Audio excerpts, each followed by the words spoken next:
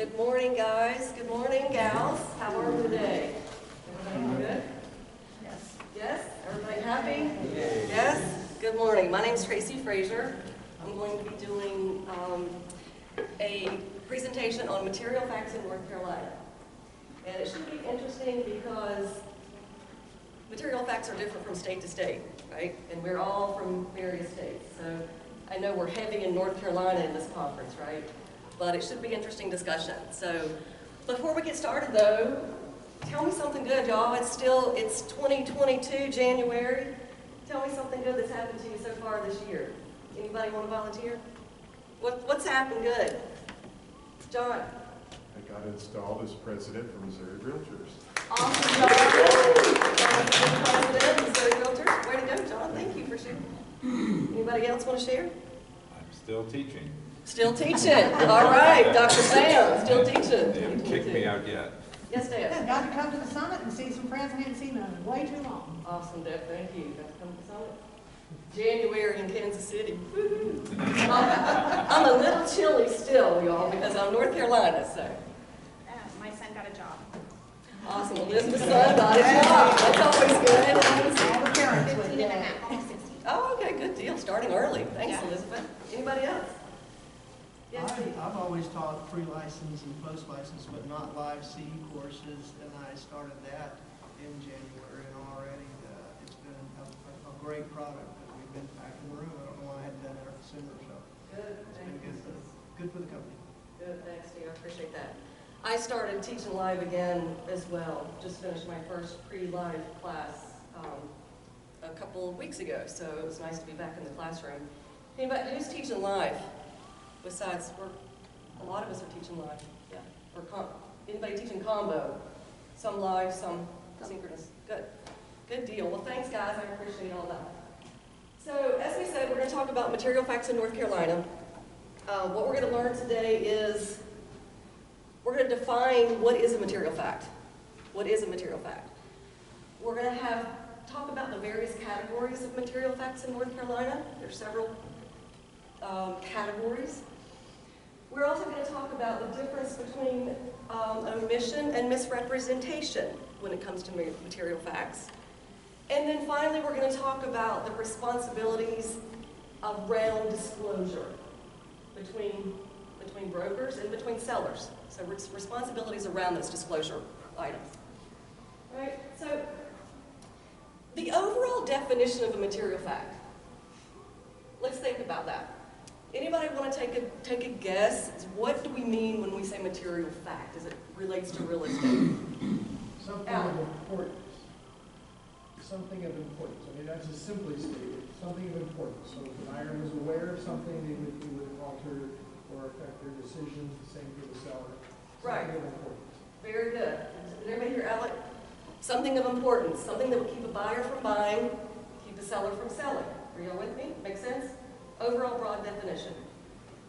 Yes, James? I said not only important, but the result will have a definite effect on the outcome of the transaction or the decision.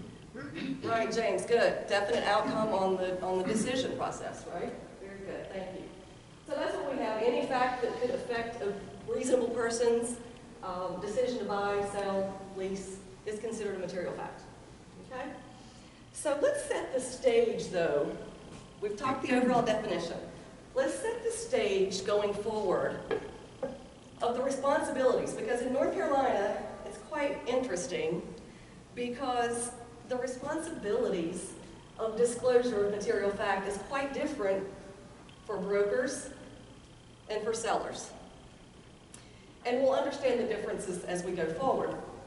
But first of all, a broker in North Carolina, we have to disclose all material facts to all people, both clients and customers. And clients, as some of you may know, are people we represent, customers we don't. But we are required by law, to disclose all material facts. On the other hand, sellers have to complete the disclosure forms, and we're going to talk about those forms, and we're going to take a look at them. They have to complete those forms.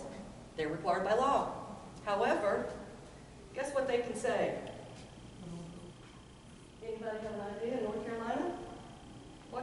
sellers say when they're completing disclosure forms about the property? No Yes, ma'am. representation.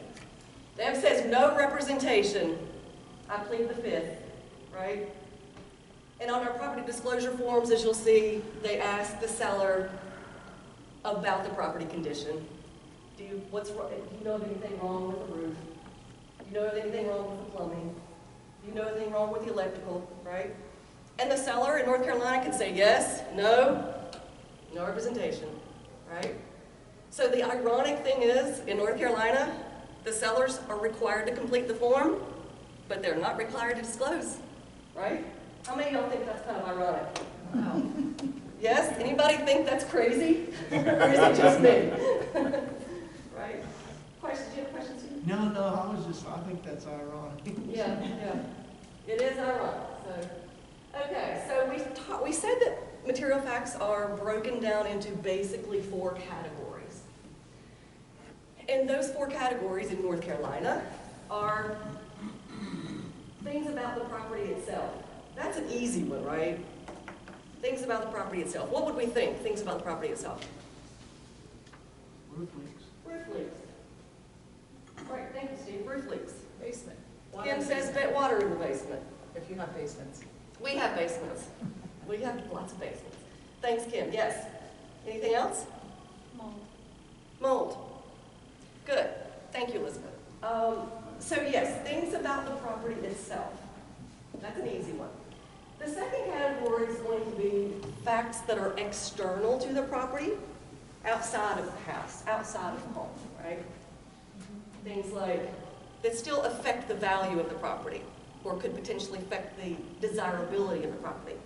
Things that are external. And again, we're going to go through these.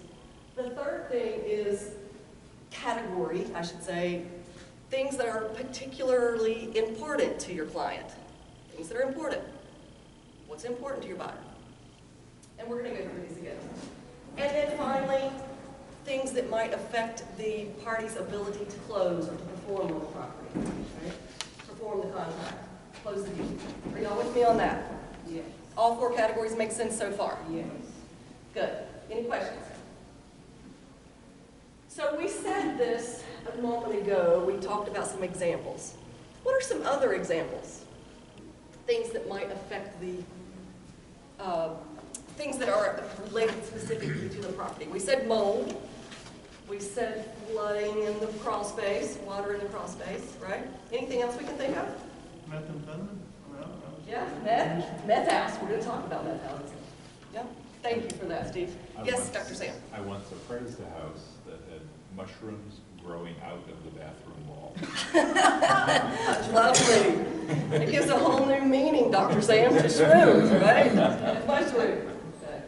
Okay, so abnormalities, malfunctioning systems, malfunctioning HVACs, heat pumps, plumbing leaks, those sorts of things, right? Flood and drainage, like Kim said. Make sense? So then we talk about external factors. We move from the inside of the house to the outside of the house. What things might be considered material facts externally from the house that you guys can think of? Zoning. Shonda says zoning. Thank you. Zoning changes that may affect the property, right? Maybe you're in a residential area and your zoning is going to change across the street to allow a landfill. Everybody wants a landfill in their front yard, right? Anything else? A cell phone tower. Great. Elizabeth says a cell phone tower. 5G.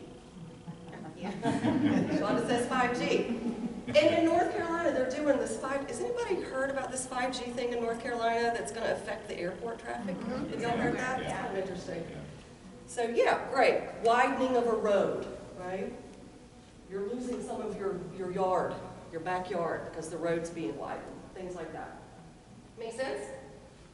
Maybe the presence of an HOA. How many of you guys have clients that say, I ain't buying with an HOA? Yes. Are y'all with me? Anybody? Yes? Yes. HOAs, you either what? Love them or hate them, right? In fact, in our neighborhood, there's all kinds of lawsuits going on right now because of fences. So, you either love them or you hate them. Yes, ma'am. So how does North Carolina deal with stigmatized property? Because in Alabama, you don't have to disclose. Thank you, Shonda. That is a great question, and we are going to get there. We're going to talk about it because it is probably a little different from most states, and we will talk about that. Thank you for that question. Okay, another example might be similar to street widening or zoning changes. Maybe there's a shopping center being built adjacent to the property. Things that are external to the property. Okay. Then we move into our third category. And this is what we said, things that are particular importance to your client, right? Things that are important to your client. What do you think that might be? Any ideas? Things that are important to your buyer, let's say. Yes, ma'am. I want to be able to have a home-based business, and I need to make certain that the restrictions in the area will not inhibit that. That's great. Thank you. Did everybody hear that? I want to have a home. I want to run a business out of my home, right? So can the zoning allow that? Yes, ma'am. Awesome. That's great. Yes, Elizabeth. The schools that are in the area, maybe they're about to change because they're rezoning them. Which Great. schools? Good. Good answer, Elizabeth. Yes, a lot of people say, I have to be in this school district, right? That's of particular importance to me. I want my child to be in the school district. Yes, Dr. Sam. Elizabeth is my broker, and I want to buy a house, and it has to have a fence because we have a dog. It either has to have a fence or it has to have the capability of having a fence. Great, Sam, thank you. And that's very common. That's very common. And you have to check the covenants and restrictions, right, the HOA, to make sure what kind of fence can we have, how tall is it, you know, what material is it made of, and those sorts of things. Yeah, very good. Questions? Did I see a question? No? So here's one. I'm not buying a home that has well water. All that well water's contaminated, right? All that well water's contaminated. Or I'm not gonna buy a home with a septic tank. We're gonna talk about septic tanks. Anybody, who does septic tanks? What parts of the country? Everybody? I know we do septic tanks. Wastewater systems. Yeah, we'll talk about that. But yeah, I mean, and again, refusal to buy an HOA. I don't want someone to tell me, I don't want Kim, I don't want you to show me any properties that have an HOA. Because I don't want people to tell me what color my door has to be, my front door. Or I don't want people to tell me how long I can leave out my garbage can, right? Or how long I can leave my garage door open. Yes, John? So I wrote a contract on a house in a subdivision with HOA. That was an HOA to my brother-in-law and sister-in-law, my wife's sister and her husband. And then I'm telling my sister about this, and she says, oh, I know so-and-so, she's a good friend of mine who lives out there. The HOA's broke, and they don't have any money, and in fact, they turned all the lights off at night because they haven't anyway. Like, now I've come into contact with this information, but from a seller, when we talk about HOA, that is of importance, but how do you, I mean, what if the seller doesn't know about that? I'm just curious your comments on that. That's great, John. That's a great question. So what do we do if we are the broker and we know that HOA is in financial ruin? They're in the red. What do you think we should do? I disclosed it. It would probably be a material fact, in my opinion. Yes, Al. A tenant of the duty of loyalty says, if I know it, client knows. Very good, thank you. That's the first approach you take is this a client or a customer, and then move to state law. But if it's a client and you know it, you have to share it with the client. Right, thank At you. the level that you know. You may know it as fact, you may not know it as fact, you may have just heard hearsay. But either way, you share it, and then they get to make a decision about what to do next. Right. But would you research it first? Because I would probably research. There's nothing in license law that requires me to do research. I don't know if I would disclose if it's just hearsay though. I disclosed it as hearsay, Okay. but I wanted them to be aware. Luckily, the inspection didn't work out in the house anyway, so. No, great discussion. Yes, Dr. Singh. I think that what I might do is, if I hear a rumor that the HOA is broke or going broke, then I'm not an accountant, but I can be the source of a source. And I can say, oh, by the way, you might think about having an accountant look at the books, just see what their opinion is of the accounting. So, No, that's a great idea too, Dr. thank you. Yeah, and we'll talk about it, and we're required as licensees to look for what we call red flags, right? And we'll talk a little bit about that, and that is relating directly to what Alec was saying. So, but in North Carolina, again, as we said, we're required to disclose to both clients and customers. But great discussion. Anything else before we keep going? Needing to buy in a particular school district, that's what Elizabeth said. Specific zoning restrictions, that was Deb's example. And then moving on to the fourth category, inability to close, inability to perform the contract, right? What do we think we might mean by this particular category relating to the financial part of it? Any ideas? Inability to close. Yes, Elizabeth. In Idaho, we have buyers that are frustrated that they didn't get a house, so they want to make an offer on 4 houses in the same weekend, and they only have the ability to close on 1. Very good, that's interesting. Thank you for that, Elizabeth. Anything else to add?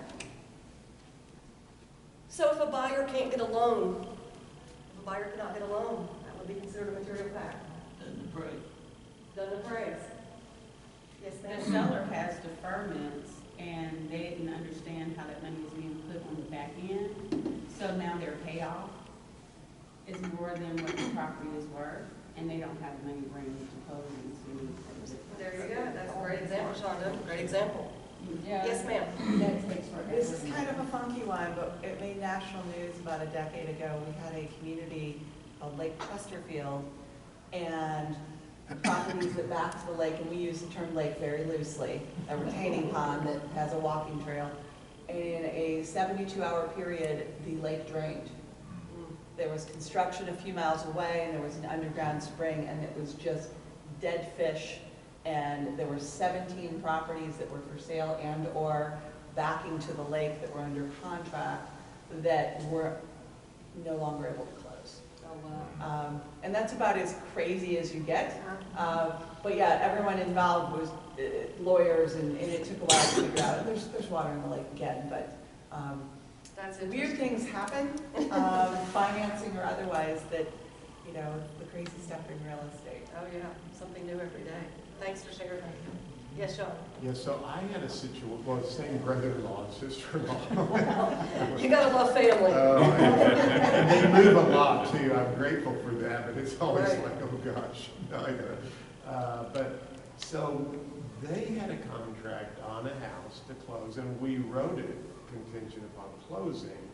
But then the contract on their house, it was a VA loan, did not appraise out high enough, and so I got involved with this really weird thing, and I'm trying to remember the name. Alec, you might remember, you know this, but the VA asked me to provide comps to the appraiser, who then would make a decision. It's called a high water thing. I think that's what it's called. Tidewater.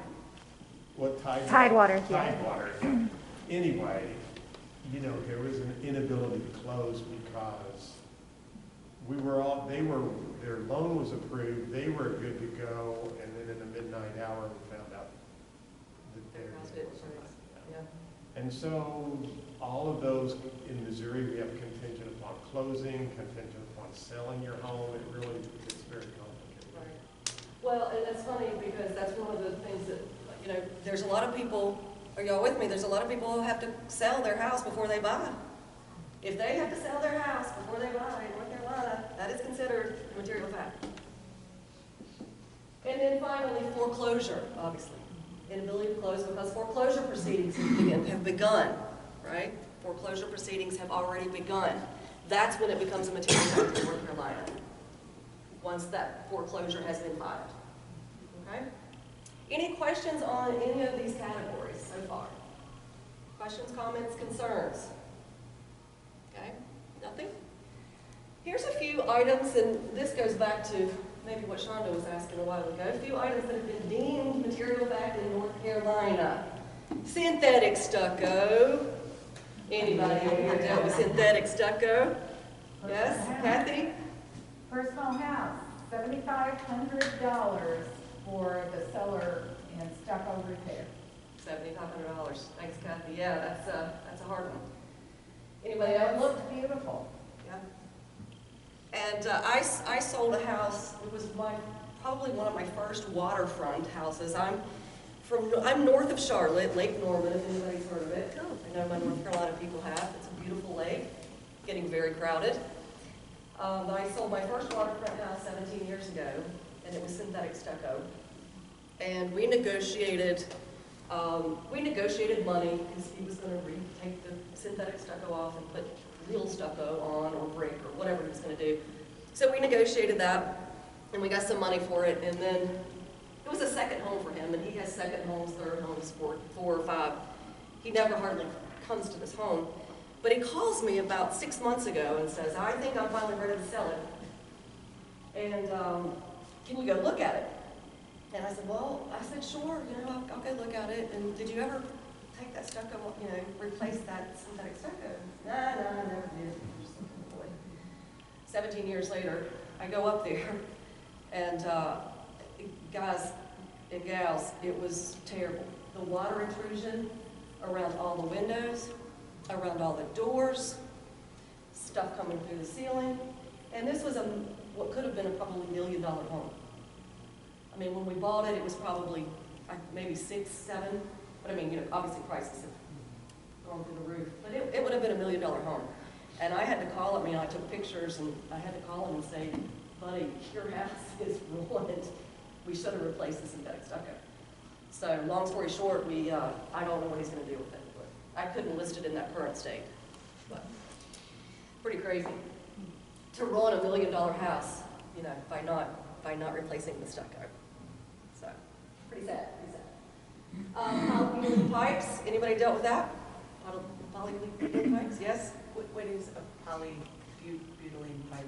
Good question, Kim. Anybody want to care to answer what that is? Anybody have an idea? Go ahead, Jill. Marcy? Go ahead. You go. Almost like this plastic pipe, the white plastic. We had that at our place. It doesn't hold up. So, yeah. PVC? Is that No, what? not quite. Not. It's not the pipe that's the problem, it's the junction that puts the two pipes together because it disintegrates. And in Florida, we call them an absolute insurance nightmare because if you wanted to have a deal go bad, you just have a polybutylene pipe in there. But they put them in a lot of condominium complexes across the United States in the 80s, right, wasn't it? And there was a class action lawsuit that was brought against the company, and for those who knew they had them at that point in time, they could get involved in that, and then they would be replaced. They came in and replaced the fittings, didn't replace the pipe.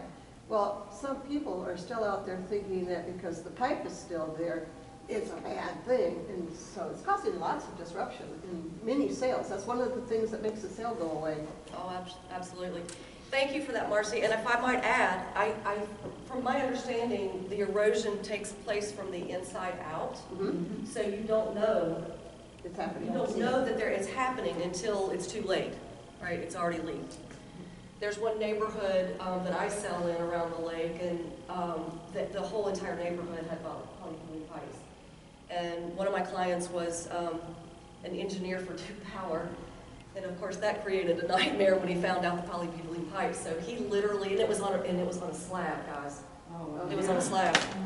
But he knew, and he was okay with it, but he ran all new piping. All new piping. He abandoned the old polybutylene pipe, and he ran all new piping. That was how important it was to him. But it was quite expensive. Okay, good. Anything else on that? Yes, Deb. Is the mere presence of polybutylene a material fact, or is it only material fact if it's leaked? Great question, Deb. The mere presence of polybutylene is not, only if it is leaked. Only if it has leaked. And thanks for reminding me of saying that, Deb. And also back to the synthetic stucco. Even if the synthetic stucco has been replaced, it's still a material fact. Pretty interesting. Right? Thanks for that, Deb. Could you Yes, explain Al. that a little further? If it's been replaced, The synthetic stucco. what is the disclosure? That it has been replaced or that there had been in place? That there had been in place synthetic stucco and it was replaced with something else. Is there some kind of carryover problem? Well, from my understanding, synthetic stucco, and guys, talk up, talk out, speak up, add to it. From my understanding, it was the way the synthetic stucco was applied It wasn't necessarily the material, but it was the way the stucco was applied that allowed for moisture to get behind the siding. So just because it was replaced doesn't mean that there couldn't have been prior water damage. Does that make sense? So the replacement may be hiding a material defect. Correct. So you have to disclose that it was actually once synthetic. Yes, ma'am, Pat. On the house I bought, it looked perfect from the outside, but synthetic stucco dries from the outside in. And so if you don't leave enough places for air circulation to get behind that stucco, then you get mold problems.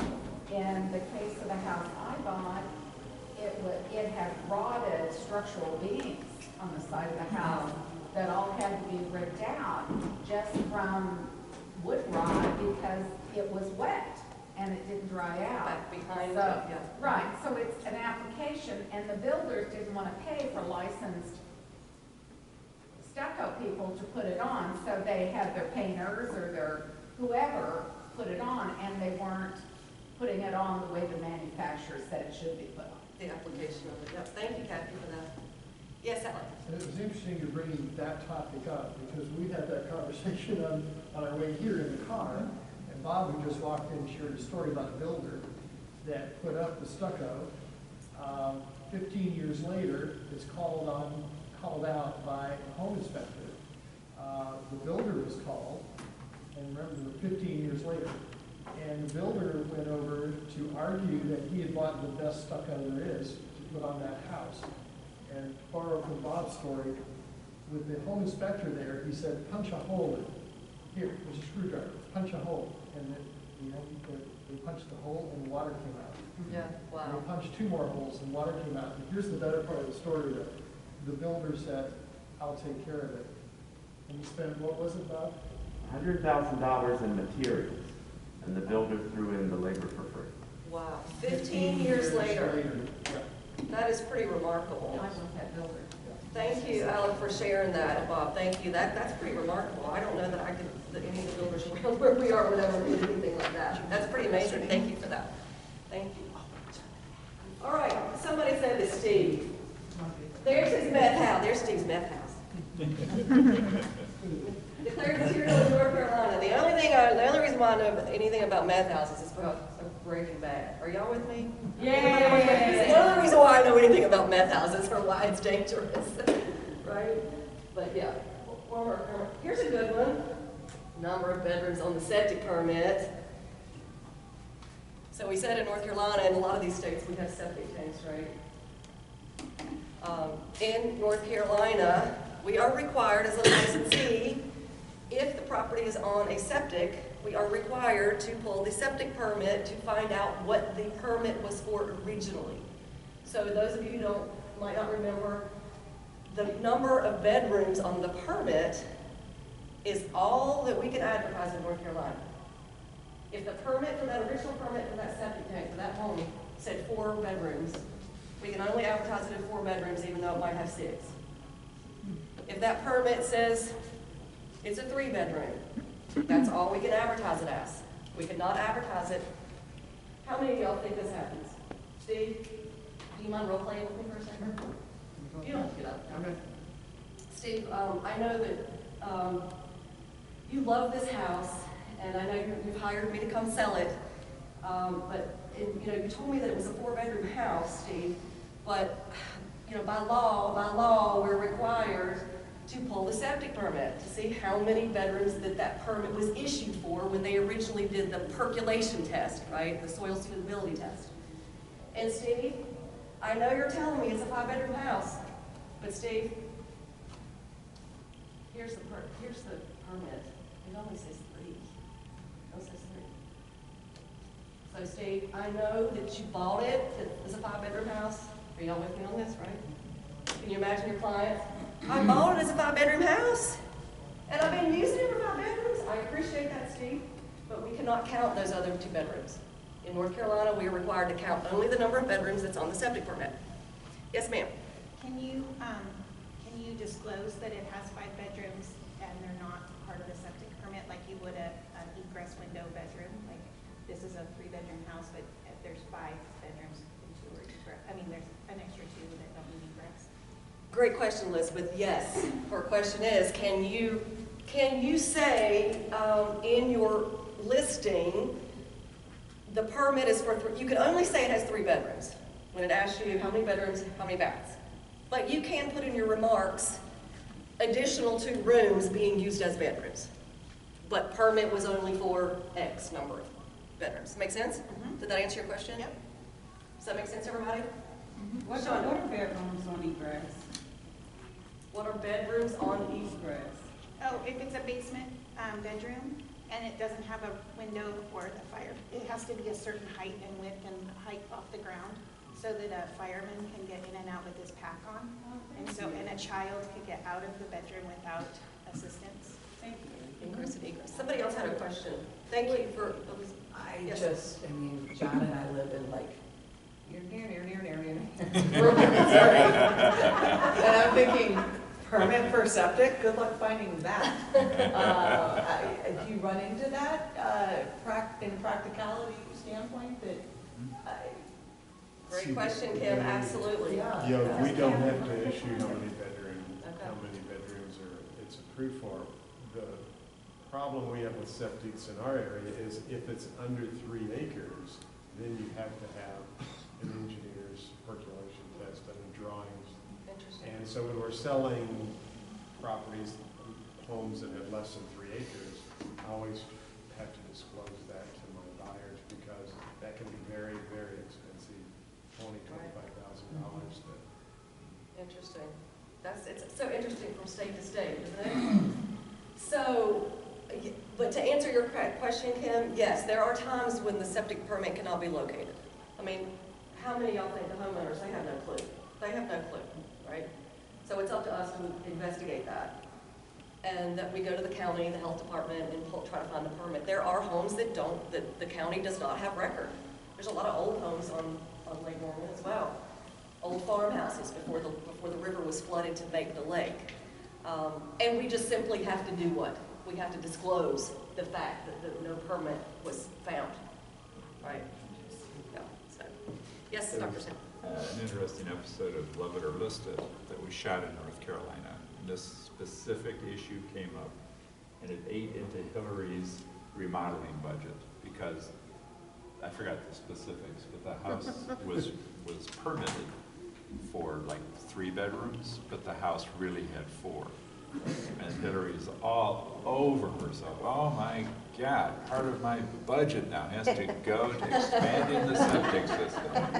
And they spent thousands of dollars expanding the septic system so they could actually bill it as the proper number of bedrooms. And it was a big, big, big deal for them on the show. So She's pretty dramatic. she is very dramatic. Love it or list it. How many of y'all agree that HGTV was the best and the worst thing that ever happened to us brokers? Yes. Are y'all with me on that? Yes? The best and the worst thing. It got everybody excited, flipping properties and buying and selling, and that's awesome, yay, but now everybody thinks they're an expert, right? Because they watch a few episodes of HGTV. So, anyway, I watch them too, I have to admit. So, unpermitted spaces, that's last on the list. Unpermitted spaces. I know, I can make fun of North Carolina because that's where I am from. Well, not originally, but I've been there so long that I'm from there now. How many of y'all think that, I think we're going to enclose the patio this weekend. And I'm going to call Uncle Joe and Cousin Billy Bob and feed them some Bud Light and some steaks, and we're going to knock this out this weekend and enclose this porch to make an additional room. Woohoo! Right? Are y'all with me? How many times do you think that happens? A lot, right? So unpermitted spaces. So Billy Bob and Uncle Joe probably did not pull the proper permits, right?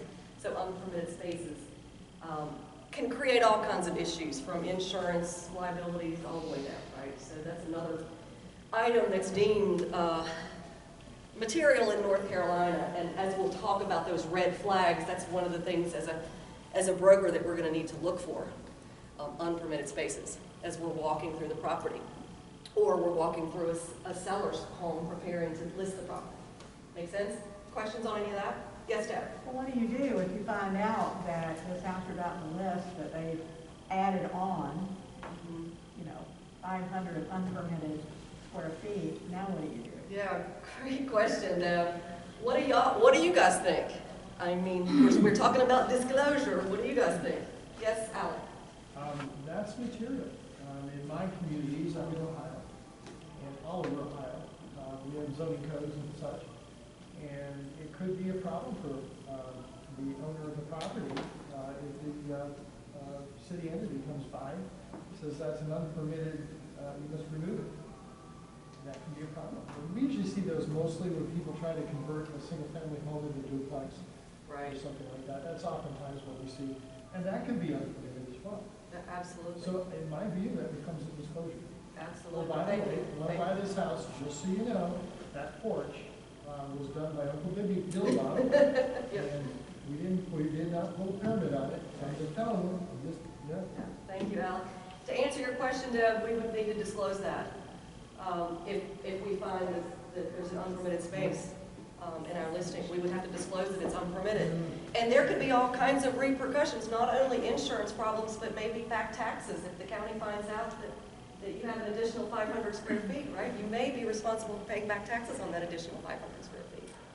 So questions, John, and then I'll get to whoever. Jill had one? Yes, sir. So I had a short stint as a city council member and learned that was fun, but we had a gentleman who had a non-conforming use. It was a two-story home and it had always been used as apartments, and he wanted to rehab it, so he moved all the tenants out and took his sweet old time rehabbing on the city attorney told us because it had sat empty for over a year. The neighbors then said, someone caught on to it and said that's been vacant for over a year, so now the non-conforming use was no longer applicable. I've heard of that. Thank you for sharing that, John. I have heard of that happening. Yeah, so it was really disheartening for the gentleman who did all the work. But. Yeah, that's crazy. Thank you, John, for that. And somebody else have a question, comment, concern? Yes, Sam? There was a little story where I was appraising a property in Illinois, a suburb of Chicago, and it was a house converted into a duplex. So I do the inspection, I go to City Hall, and I told the zoning administrator, I'm appraising a duplex at 123 Main Street. And he looked at me and said, you're appraising a what? What was that address again? Well, it kind of looked like a duplex. Well, the whole area is zoned single-family residential. We've never issued a permit for anyone to have a duplex there. Oh, boy. What was that address again? And what was your name again, please? And could you please say that again as to what the zoning is and that's a non-conforming use? And he said, no, that's illegal. That's outright illegal. I run to my car, call up my client, the bank. What do you want me to do with this appraisal? And they said, cancel it. We cannot fund an illegal use. So that deal completely dead. And I only hope that he didn't remember the address. So he's not going to send an inspector around later on and they'll get a cease and desist letter or something to deconvert their duplex. Wow. So that's how unpermitted things can get us all into world of trouble. Thank you, Dr. Sam. Leave it to Dr. Sam to uncover some illegal use going on. That's me. Thank you for that. Okay, this is to, Shonda had this question earlier. So here's a few things that might seem material, but are excused by law. One of the things that she asked about death or serious illness. Did you ask me about death? What was your question? It was stigmatized properties. Stigmatized properties, yeah. So death or previous illness is not a material fact. Has anybody dealt with that? You have? I listed a property a couple of years ago, and I dealt with the mother because the son, who was pretty young, hanged himself in the property. So it was pretty intense. It was pretty sad that he had hanged himself up in the bonus room. And so it's just, I don't know if anybody's ever dealt with that, but it's challenging. It can be very challenging. But no, that is not deemed a material fact. Now, if someone were to ask me, I can't lie, right? I can refuse to answer, but I can't lie. But it is not deemed a material fact in North Carolina. I do have a question. Yes, ma'am, Jill. If you know that the buyer is particularly concerned about a debt, does that change the status in North Carolina? Great question, Jill. Because remember what our third category of material facts? Who remembers what our third category, Elizabeth? What's important to the buyer? Of particular importance to the buyer. So absolutely, Jill, in that situation, if that is particularly important to that buyer, I would consider it, in my opinion, a material fact. Yes, does that help? Does that make sense? Absolutely. Yep. Or haunted houses, what about that one, right? It's not a material fact, but there are some people that believe in that, and, you know. Yes, ma'am. I had a disclosure in Atchison, Kansas that I saw, which they're big on haunted houses in Atchison, Kansas. The disclosure literally said, "Our house is haunted. His name is Henry. He's been with us for 3 years. Please be kind to Henry." My question was, I was like, okay, if this doesn't bother you, we need to ask a question. And the question is, did Henry give you his name or did you name him? Because that changes if we're going to buy the house. That's great. Thanks for sharing that story. I haven't dealt with haunted houses so far, but yes, Alan. I encourage buyer's agents to ask their clients at some point early in their interactions with them, are there any concerns you have, anything of concern that you have that I need to be made aware of?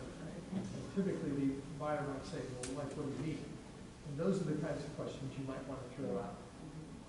Because we've got cases that show this concept of, and Chuck probably created this situation, that language I'm now using, you knew or should have known. And that creates a whole mess of problems. So buyer agents should make every attempt, and again, that changes by state, but they should make some attempt to discover what things might be of concern to a buyer. Right. Thank you, Alec. And that is one of the things we'll talk about when we're talking about red flags. And the Real Estate Commission says things that we know, things that we should have known, or things that we can see with the naked eye. That's what the Real Estate Commission says that we need to be aware of in terms of these material facts. But yes, thank you, Alec. That's great. Any other questions or comments on that? No? Convicted sex offender, that is not material in North Carolina. Is it material fact in any other state? It's a Where are you material from, fact in Shonda? Alabama. Alabama. It's a material fact in Yes, Alabama? because it affects our values, our home values, and I'm a mother of 3 daughters. So it's a material fact for me. So if I know, I'm going to tell you as my client. But that's for you. That's not a state law in Alabama. So a material fact is not a state law anyway. So material fact is all in the sense of opinion and what the buyer desires. Latent effect is a law. But a material fact is if it affects the buyer. Most women want to know, I disclose Megan's law. Now, or I direct them to the sex offenders list if I know. Right. Well, Shonda, that's what we're supposed to, that's what the Real Estate Commission suggests that us licensees in North Carolina do, is direct them to the registry. Right? Direct them there and let them do their own research. How many of y'all are with me on this? I'm hearing that those lists or those registries are not very up to date anyway, right? I've heard that. Y'all heard that too. But that's what we're going to do. If that's of particular importance to them, then I don't know. Maybe that would be probably considered a material fact. See, but by law, it's not. Right. And sex offenders are not a protected class. So you have to be very careful in disclosing murder, suicide, or stigmatized housing, especially if your young man had documented case of mental illness. You probably wouldn't want to disclose that. It may violate his fair housing or his protected class status. But sex offenders are not on a protected class. No, definitely not. And thank you for that, Shonda. Yes, I've got to get to another question. Yes, Bob. What if the homeowner has been notified by law enforcement that the next door neighbor is a sexual predator? Do you consider that something that would need to be required on the residential property disclosure form? So let me make sure I'm understanding your question, Bob. So if If your seller has been notified, your seller has been notified by law enforcement that the next door neighbor, I mean, again, it's not a material fact in North Carolina, sex offender.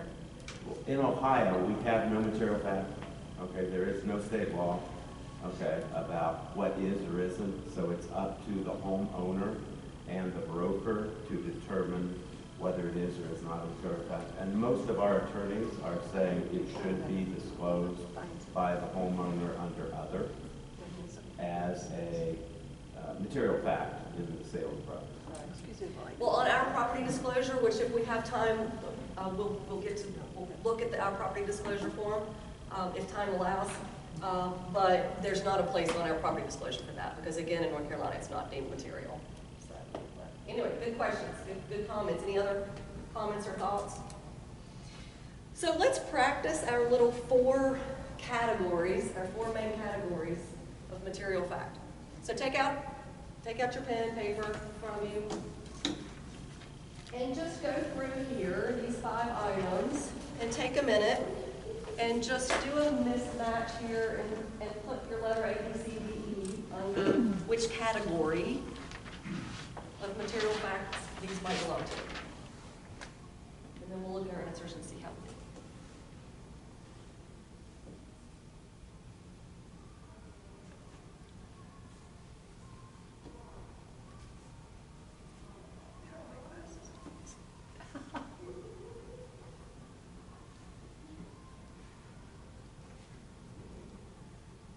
Don't worry, I'm not going to grade them. You're grading me. I'm not grading you.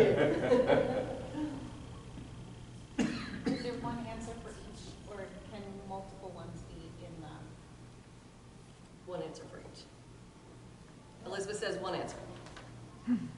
So, like, you can't use B more than once or A more than once. Correct. Okay.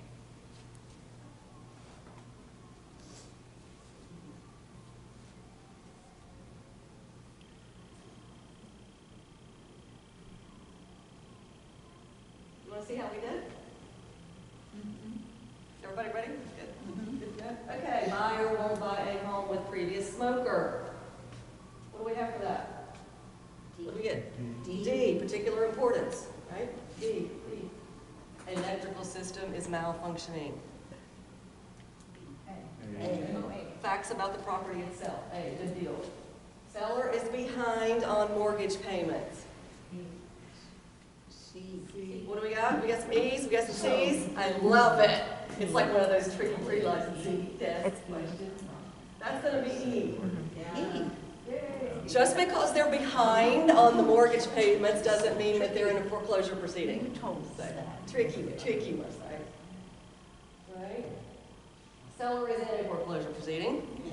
Their inability to complete the transaction. And then 5, what do we get for 5? B, surrounding the property, external factors. Good, did well. Yes, John? So I'm confused. In North Carolina, you have to report the sellers in a foreclosure proceeding. Correct, it's considered a material fact. Once the foreclosure proceeding has been filed. Not until that point. I don't think we have to do that in Missouri, but I mean, it could be wrong. It's public knowledge, so it could. You So could, there's yeah. laws or something. Is that what you said? No. No. Sorry, I'm sorry. However, interesting, a student of mine said they recently saw an exam question that said, would Megan's Law make the property value go up or down, basically in a nutshell. Yeah, I don't know about that How one. do you answer that question? All right, good. External obsolescence. Any other questions on any of that? It is. So we good with We that? didn't write that question, did we, Chuck? So moving on into our responsibilities, we've talked a little bit about it, but as a licensee, again, we are required to disclose material facts to both clients and our customers, right? Things I know, things I know, I should know, and reasonably can see. That's the way the Real Estate Commission looks at that in North Carolina. Things that we know, should know, or reasonably can see. So we do have a duty to look for red flags. Red flags. Your time is Oh, up. dang. Talk about red flags. Thank you, guys.